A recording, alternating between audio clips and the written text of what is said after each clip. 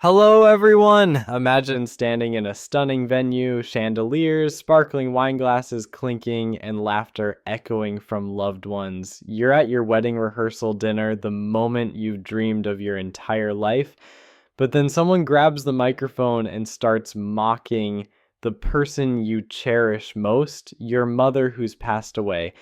Worse, your fiancé, the person you thought would stand by you forever, doesn't defend you. She laughs along. What would you do? I'm Michael, and today I'm sharing the true story of the moment I canceled my wedding right at that dinner. This isn't just a story of betrayal, it's about self-respect, loyalty to family, and the strength to stand up for what's right. Stick with me because this story will make you reflect on the values you hold dear, and I promise you won't be able to look away until the very end.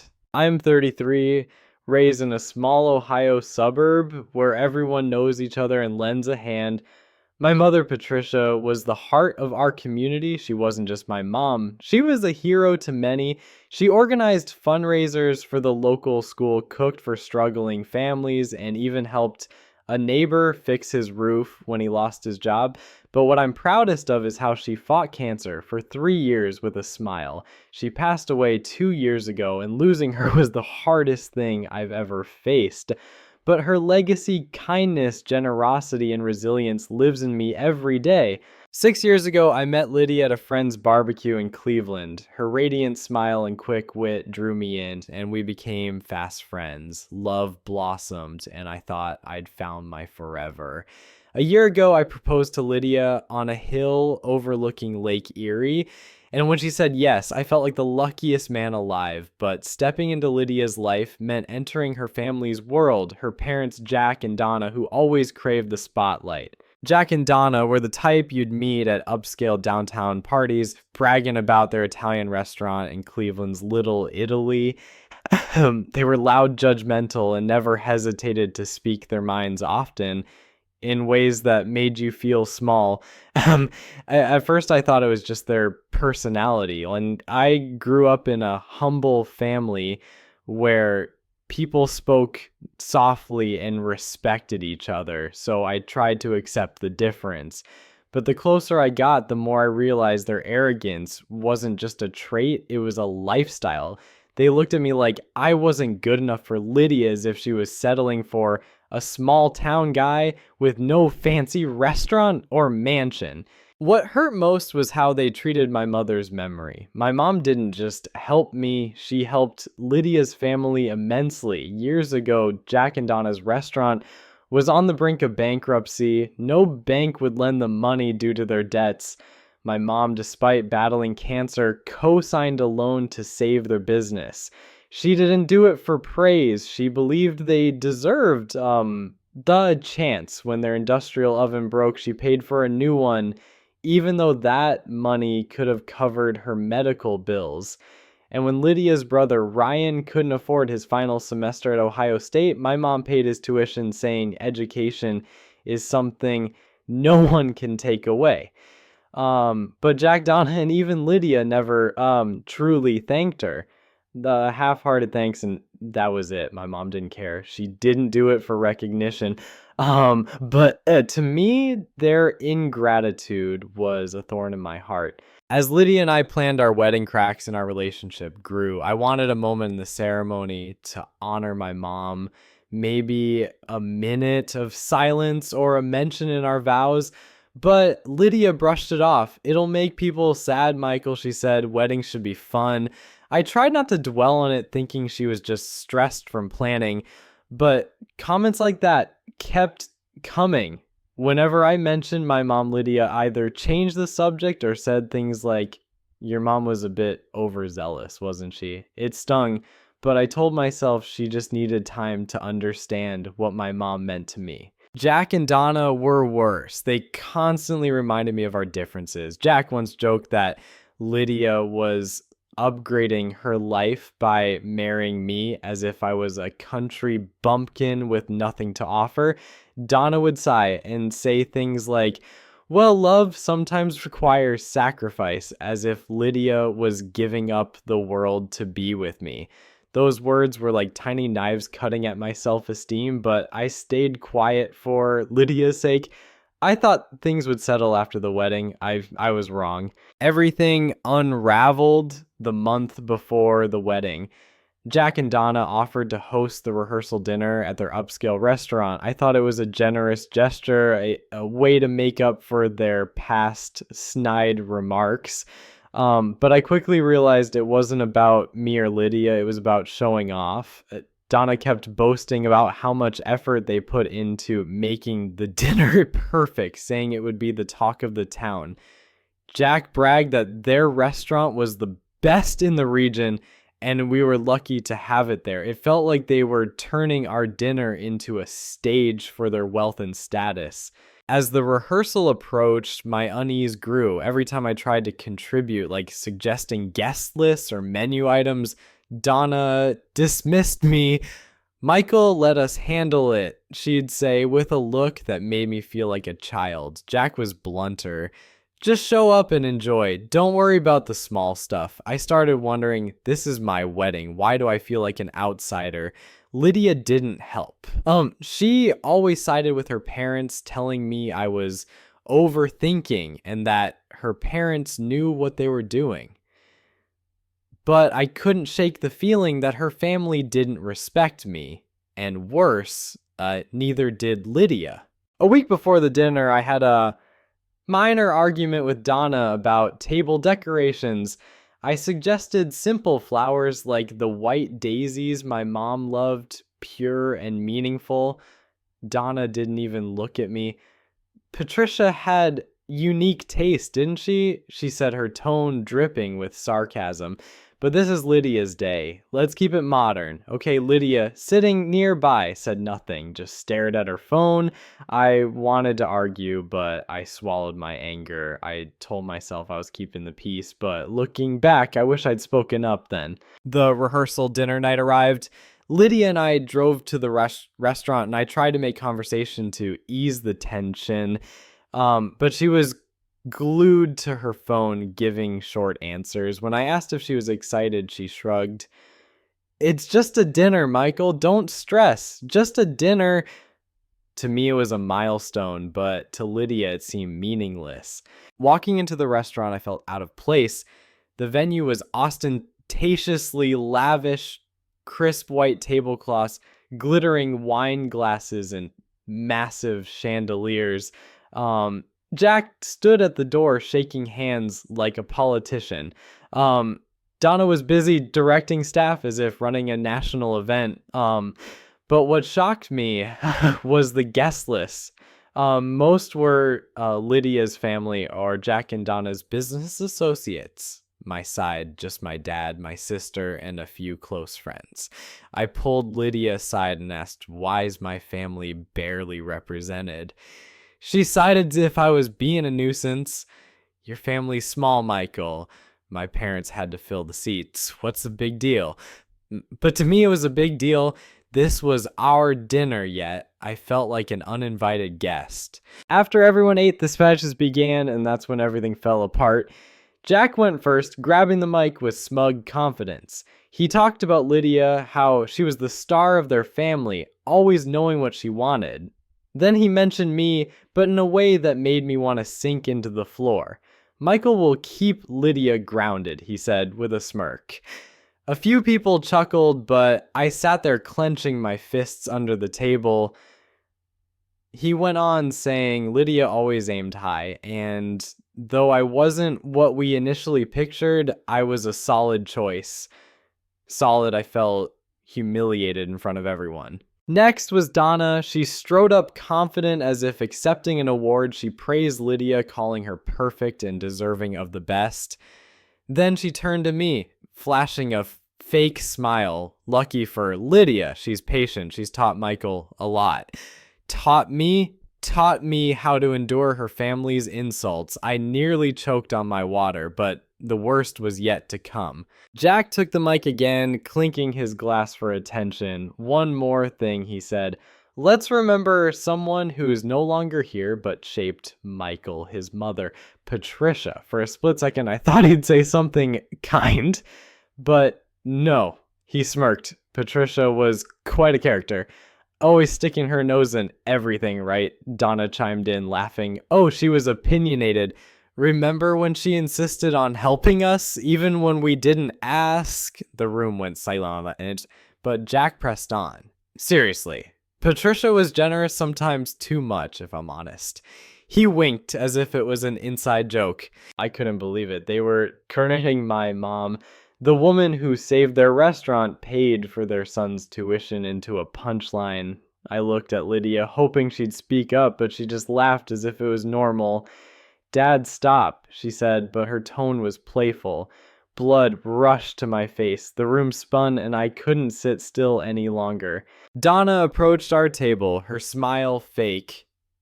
Michael, I hope you're not upset. We just wanted to add some fun. Fun? Insulting my mom was fun. That was the final straw. I stood my chair, scraping loudly, silencing the room. Are you serious? I said, my voice shaking with rage. You've spent the entire night mocking my mother, the woman who helped your family when no one else would, and now you call it a joke. Jack crossed his arms, smug. Relax, Michael, you're too sensitive. It's just fun. Fun, I nearly shouted, calling my mom nosy, saying she was too generous, like it's a flaw. That's fun. I turned to Lydia, who was whispering for me to stop, but I couldn't. You laughed, Lydia. You laughed at every insult. You didn't defend me or my mom. The room held its breath. My dad, at a nearby table, glared at Jack like he wanted to punch him. My sister crossed her arms, staring down. Donna. Some of Lydia's relatives looked down, clearly uncomfortable. But Donna just gave a forced laugh. Michael, don't be so sensitive. We were just sharing stories. Everyone knows Patricia liked to control things. I couldn't take it anymore. Control, I roared. She saved your restaurant. She paid for your new oven, your backyard renovation, and Ryan's tuition. And this is how you repay her, by making her a laughingstock in front of everyone. Jack stood trying to assert authority. Enough, Michael. If you're gonna make a scene, maybe you're not ready for marriage. His words were like gasoline on a fire. No, Jack, I said, my voice icy. You're the ones who aren't worthy of me. I turned to the room, my heart pounding, but my voice steady. This wedding is off. The room erupted, murmurs, shifting chairs, whispers. Lydia covered her mouth, whispering, Michael, no. But I held up my hand to stop her. Not just because of tonight, I said, but because the family I was marrying into doesn't respect me, my mother, or the values I was raised with. I can't live like that. Jack scoffed. You're making a huge mistake, kid. You're throwing away something good for nothing. I gave a bitter laugh. Nothing. You think insulting my mom is nothing. The mistake would be going through with this wedding and tying myself to a family that's unworthy. Donna started trembling as if about to cry, or maybe just embarrassed. Michael, don't decide in anger. We can talk tomorrow. No, I said firmly. There's no tomorrow. This ends here. I looked at Lydia one last time. She was crying, her face twisted in shock and pain. I walked out of the restaurant, my dad and sister following.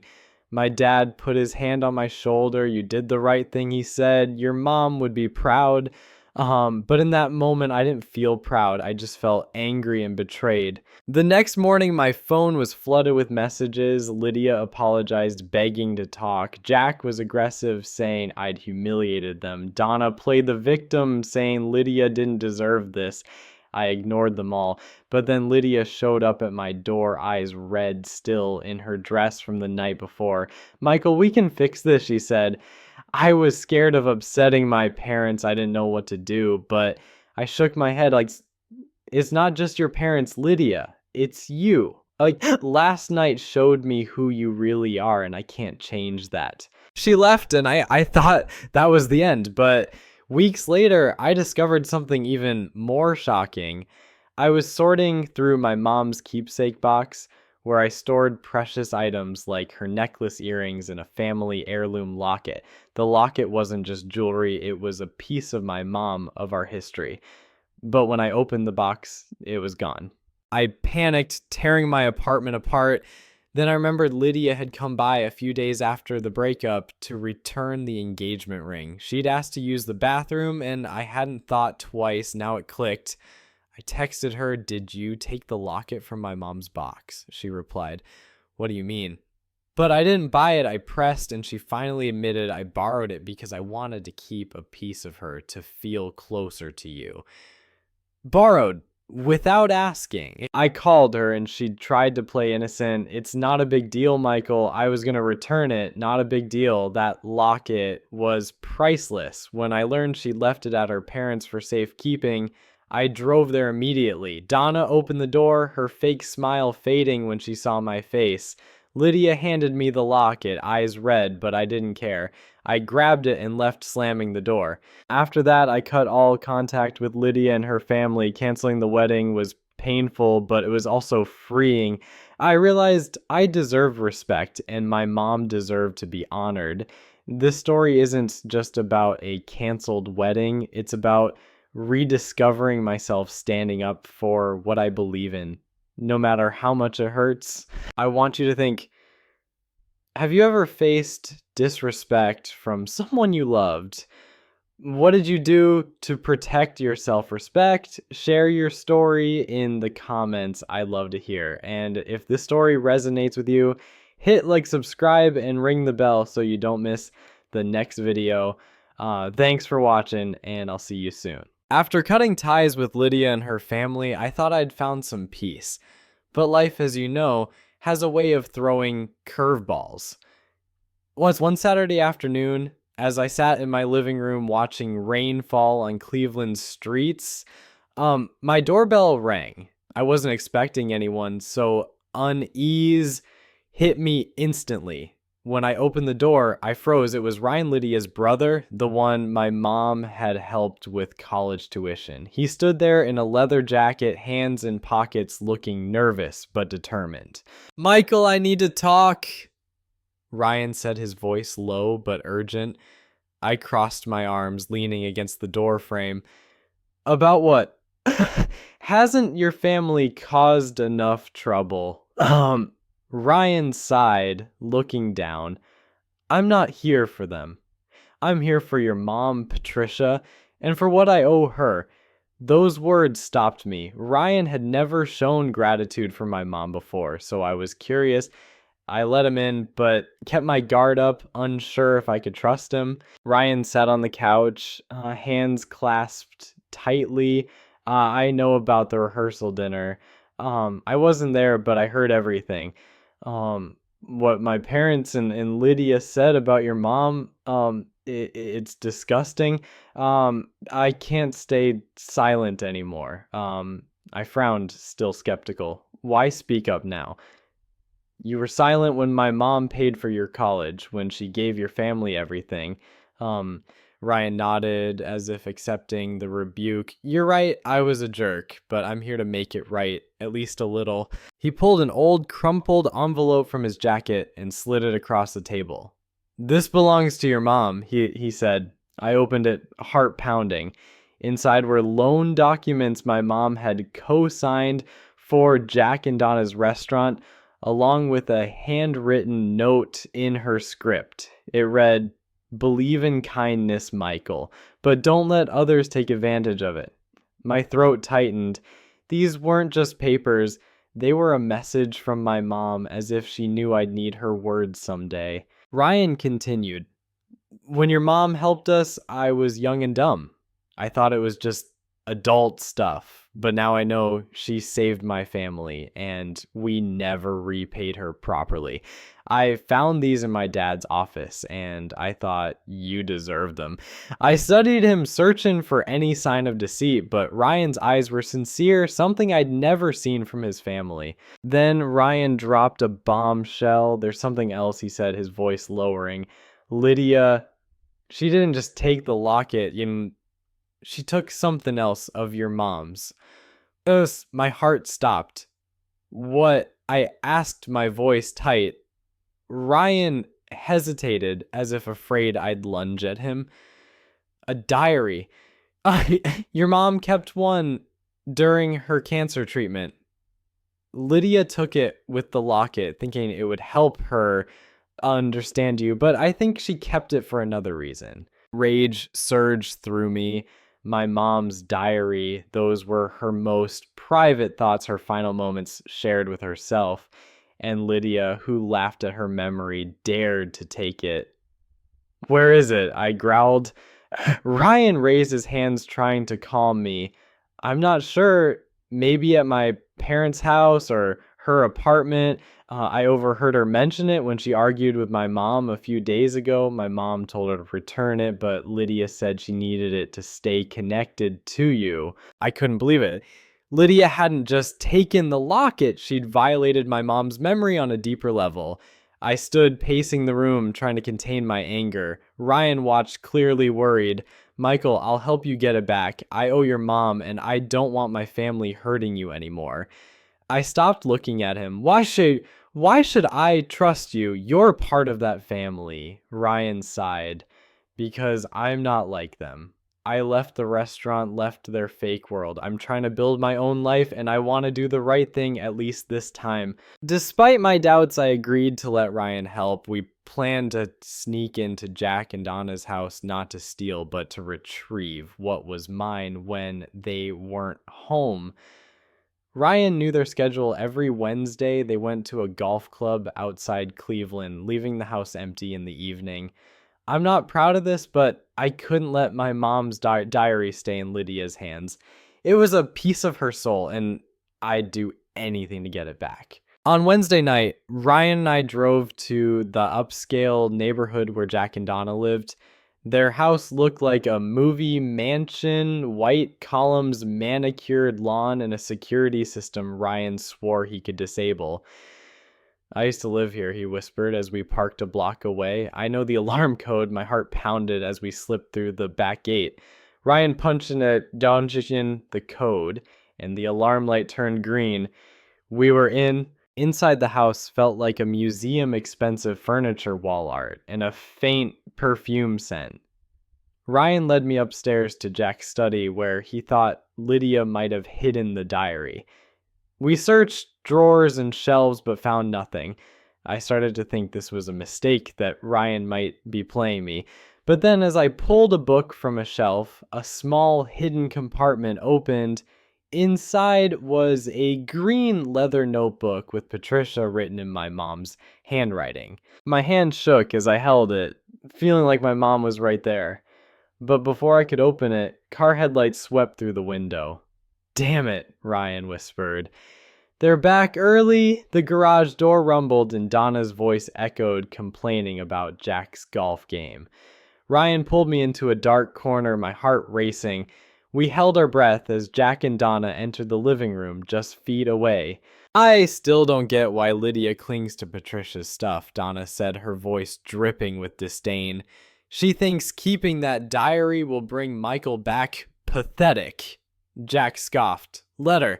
If she wants to make herself miserable, that's her business. As for Michael, he's not worth our time. I clutched the diary, anger flaring. They weren't just insulting my mom, they saw me as trash. Ryan signaled to stay quiet, and we waited until Jack and Donna went upstairs. When their footsteps faded, we slipped out the back door, sprinting to the car in the dark.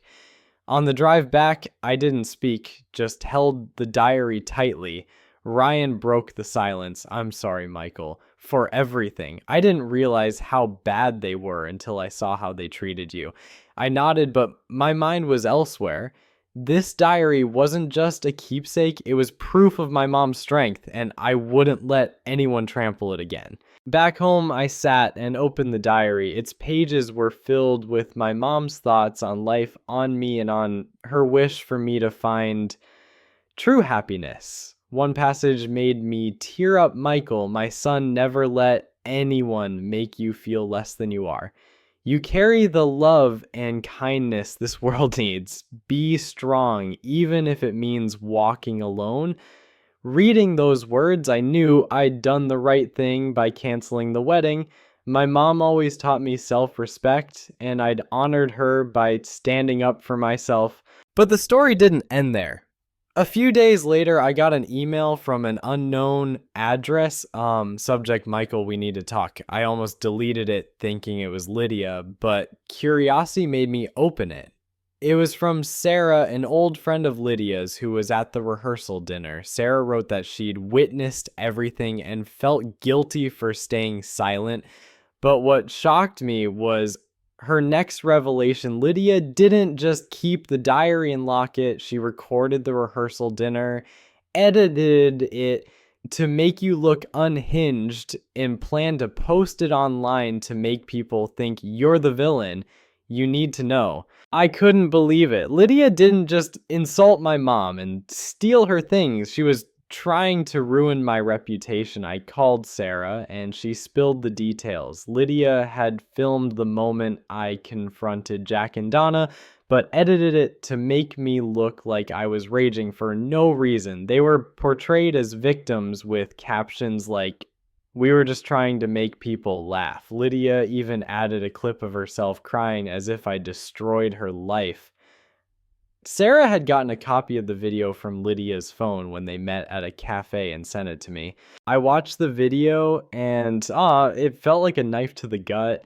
I looked like a madman yelling at Jack and Donna without context. I was furious and horrified. This wasn't just betrayal, it was a plot to destroy me. I decided Lydia wouldn't win. I contacted my lawyer friend Tom for advice. Tom watched the video and said, if Lydia posted it, I could sue for defamation, especially since it was edited to distort the truth. But he suggested another approach: beat her at her own game. Tell your story, Michael. Tell the truth. I'm not one for public drama, but I knew Tom was right.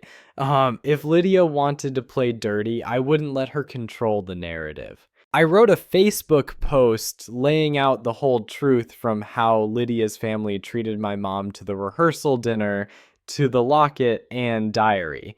I attached the unedited video Sarah sent showing the full context, including Jack and Donna's insults. I didn't want to make this a public spectacle, but I couldn't let Lydia rewrite history. I hit post and waited. The response was a whirlwind. The post spread through our mutual friends in Cleveland and beyond.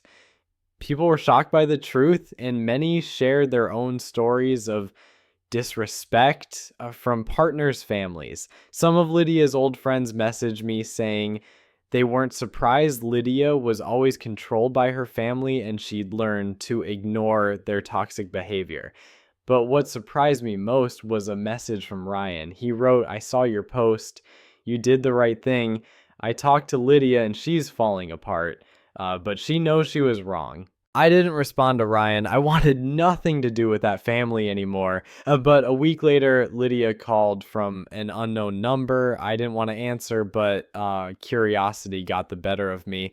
When I picked up, her voice trembled. "Michael, I'm sorry. I didn't realize how far I'd gone. I deleted the video and won't post anything. I don't know what to do without you." I was silent for a moment, then said, "Lydia, it's not about the video. It's that you never respected me or my mom. You chose your family over me, and now you have to live with that." I hung up, and this time I felt true relief. But the story still wasn't over. A month later, I received a letter, not an email, but a real handwritten letter delivered to my mailbox. It was from Donna. I almost tore it up, but curiosity won again. In the letter, Donna wrote a lengthy apology saying she and Jack had gone too far at the rehearsal dinner. She claimed they didn't realize how much their actions hurt me and wanted to make things right. But then she threw in a line that made my blood boil. We are willing to repay the money Patricia helped us with, plus interest, if that makes you feel better. I couldn't believe it. They thought they could buy me off. Money couldn't replace what my mom did or undo their insults. I didn't respond to the letter, but I kept it as a reminder. Some people will never understand the value of true kindness. I took the letter to the cemetery where my mom rests and read it under the big oak tree she loved. Mom, I said, I did what you taught me. I won't let them trample your legacy. I felt a gentle breeze as if she was smiling at me. In the months that followed, I started rebuilding my life. I joined a Cleveland support group for people who'd lost loved ones to cancer, and there I met people who understood my pain. One member, Emily, became a close friend. She'd also lost her mom to cancer, and we'd spend hours at coffee shops sharing stories about our mothers. Emily wasn't like Lydia. She was genuine strong and always respected my feelings. I wasn't ready for a new relationship, but my friendship with Emily gave me hope that good people still exist. But then another twist hit. One evening as I watched TV, my phone rang. It was an unknown number and I almost ignored it, but a gut feeling made me answer. The voice on the other end chilled me. It was Jack. Michael, don't hang up, he said quickly. We're in serious trouble and you're the only one who can help. I scoffed. Why would I help you after everything you've done? Jack hesitated, then said, the restaurant, it's going under. For real this time. And we found another contract from Patricia in our files. She invested in the restaurant without us knowing. You own a share. If you don't sign off to sell it, we'll lose everything. I was stunned. My mom invested in their restaurant and they only found out. Now I demanded Jack send the documents. And sure enough, among old paperwork, I found an investment contract my mom had signed, likely to secure my future. I had the power to decide if the restaurant could be sold, and if I refused, Jack and Donna would lose it all. I faced a choice: take revenge by letting the restaurant collapse, or do what my mom would have done, give them a chance, but on my terms. After sleepless nights, I decided to meet Jack and Donna. I went to the restaurant where they sat at an empty table looking a decade older. I'll sign to let you sell the restaurant, I said. But on one condition, you publicly apologize to my mom in front of the community and acknowledge what she did for you. They stared shocked, but eventually nodded. A week later, at a community event in Little Italy, Jack and Donna stood before a crowd admitting their mistakes and thanking my mom for saving their restaurant. They spoke of the loan the oven and Ryan's tuition, their voices trembling. I stood in the back feeling a bit of satisfaction, but more importantly, I felt my mom was honored. After the event, Donna approached me, eyes red. You're more like your mom than you know, she said. I just nodded and walked away. This story doesn't have a perfect Hollywood ending.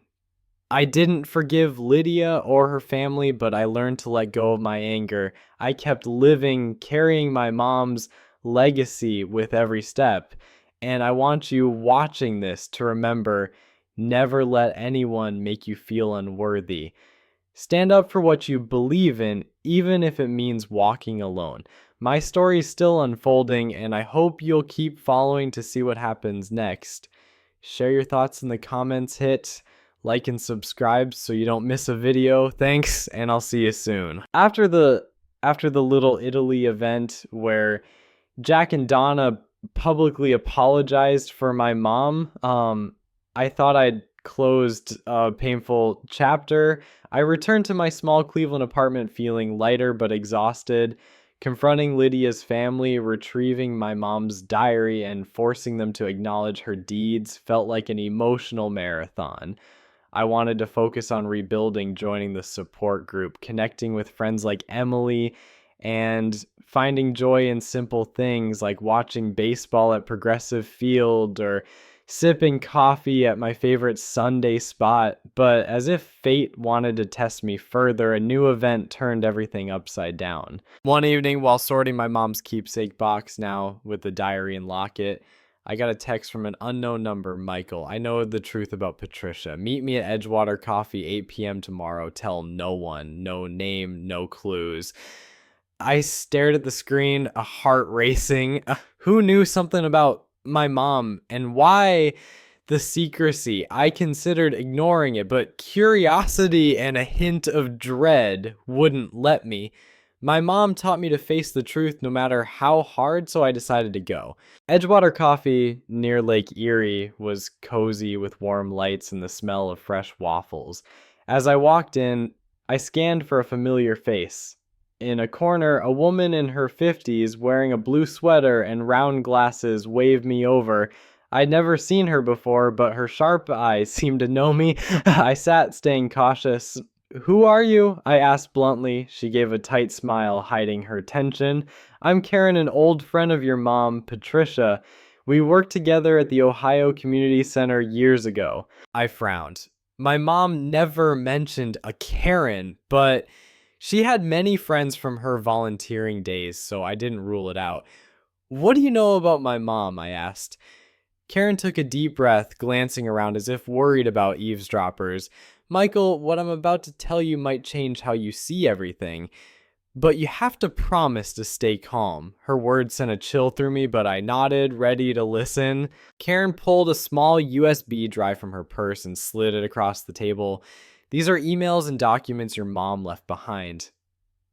Patricia didn't just help Lydia's family financially, she uncovered a secret about Jack and Donna's restaurant. My head spun. A secret?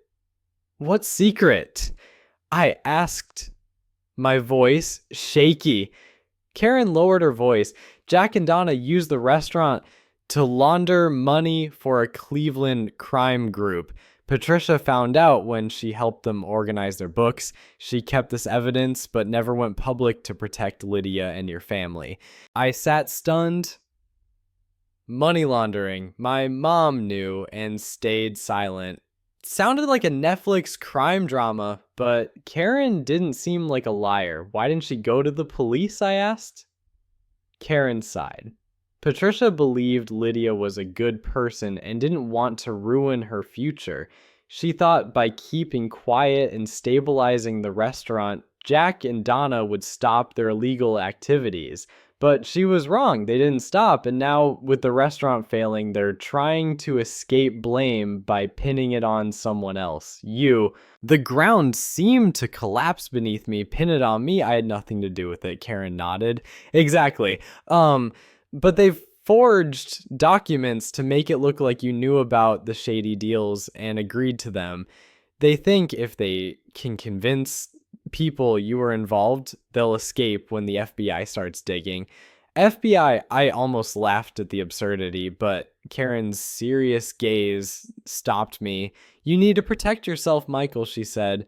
"This USB has enough evidence to expose Jack and Donna, but you have to act fast." I left the cafe with the USB in my pocket, my mind a mess. At home, I plugged it into my laptop, hands trembling. Inside were dozens of emails between my mom and an accountant named David who worked for the restaurant. They detailed how Jack and Donna funneled money through fake accounts using the restaurant as a front. There were scans of forged contracts with my signature implicating me. I felt rage and fear. Lydia's family didn't just insult my mom, they were trying to drag me down to save themselves. I called Tom, my lawyer friend, and told him everything. Tom listened silent for a moment, then said, "Michael, this is serious. If the FBI is investigating, you could get caught up just by association. We need to take this USB to a financial crime lawyer, and you need to meet the FBI before Jack and Donna make their move." I agreed, but I was still reeling. I just wanted to protect my mom's memory, not get pulled into a criminal conspiracy. The next day, Tom and I met Rachel, a lawyer experienced in money laundering cases. Rachel reviewed the USB and confirmed the evidence was damning enough to bring down Jack and Donna, but she warned, If you turn this over, Lydia's family will face severe consequences, possibly prison. Are you ready to go that far? I thought about Lydia. She betrayed me, but did I want to see her or Ryan ruined for their parents' sins? I also thought of my mom, who always chose kindness, even in the face of injustice. I told Rachel I want justice, but not revenge. Can we protect Lydia and Ryan? Rachel nodded. We can focus on Jack and Donna, making it clear Lydia and Ryan knew nothing. But you'll have to testify, which means facing them in court. I swallowed hard but nodded. If it clears my mom's name, I'll do it. While Rachel prepared the case for the FBI, I got an unexpected call from Lydia. I hesitated, but answered. Her voice was panicked. Michael, I need to see you now. My parents, they're doing something awful, and I think it involves you. I replied coldly. I know Lydia. I know about the money laundering. She sobbed. I didn't know anything, Michael. I swear I only found out last week when I overheard my parents arguing about papers with your name. I'm scared, and I don't want you hurt anymore. Part of me wanted to believe her, but I couldn't forget her laughing at my mom. Why should I trust you? I asked. Lydia choked out, because I was wrong, and I'm trying to fix it. I have evidence, a recording of my parents talking about framing you. I'll give it to you, but you have to meet me. I agreed to meet at a park near Lake Erie, but told Tom and Rachel first in case it was a trap. At the park, Lydia looked haggard and anxious. She handed me another USB, saying it held a recording she'd secretly made of Jack and Donna discussing their plan. I listened right there. Jack's voice was clear, talking about forging my signature and blaming me if the FBI closed in. Donna laughed, saying, "That kid will never know what hit him." I felt fury, but also relief. This was undeniable proof. I turned to Lydia. Why are you doing this after everything you did? She looked down, tears falling. Because I love you, Michael. I was wrong not to defend you, to let my parents control me, but I can't let them destroy you. I didn't know how to respond. I no longer love Lydia, but I saw a glimpse of the person I'd fallen for 6 years ago. I just said, "Thanks for the evidence, but we're done." She nodded, sobbing, and I walked away. I gave the recording to Rachel, who combined it with Karen's documents to build a case for the FBI. A week later, I was called to the FBI's Cleveland office to give a statement. In a cold room, I recounted everything from what my mom did for Lydia's family to the rehearsal dinner, the locket, the diary, and the money laundering scheme. Agent Harris listened intently. When I finished, he said, "You did the right thing bringing this to us. We've been watching Jack and Donna's restaurant for a while, and your evidence will help us close the case." But then Harris dropped another bombshell. "One more thing, Michael. We found transactions linked to an account in your mom's name, Patricia. It seems that she was tricked into signing contracts used for laundering without knowing." I was shocked. My mom tricked Harris, explained that Jack and Donna exploited her trust, getting her to sign investment contracts that were fronts for illegal activity. She didn't know, Harris said. But this means you need to be extra careful, as Jack and Donna might try to reach out to drag you in. I left the FBI office feeling angry and helpless. My mom did everything out of kindness, and they used her. I resolved to dig deeper into her legacy, not just to protect her, but to understand why she kept this secret. I returned to her diary, reading every page, and found a passage that chilled me. I know Jack and Donna aren't honest, but I can't let Lydia get hurt. If I stay silent and help them, maybe they'll change. My mom sacrificed so much, and I was determined to ensure justice was served. Weeks later, the FBI arrested Jack and Donna. The news swept Cleveland headlines, screamed about the Little Italy money laundering scandal and the fall of a prominent restaurant family. Lydia and Ryan weren't charged, thanks to evidence showing they were unaware of their parents' actions. But the arrests weren't the end. One day at the support group, Emily pulled me aside. Michael, you need to know something. I heard from a journalist friend that Jack is trying to contact you from jail. He says he has a final secret about your mom that only he knows. I wanted nothing to do with Jack, but the phrase final secret nagged at me. I contacted Rachel, who arranged a meeting at the jail supervised by her and the FBI. When I walked into the visiting room, Jack looked haggard, gray hair, disheveled, eyes sunken. He looked at me, his smugness gone. "Michael," he said, voice hoarse, "I know you hate me, but you need to hear this. Patricia, she didn't just invest in the restaurant. She left a trust fund for you, but Donna and I hid it." I was floored. A trust fund, Jack explained that my mom, before she died, had set up a small trust from her savings meant for me when I married or settled down. But Jack and Donna, upon discovering it, diverted it to a secret account, planning to use it to cover their laundering. "I'm telling you because I want to make amends," Jack said, but I didn't believe a word.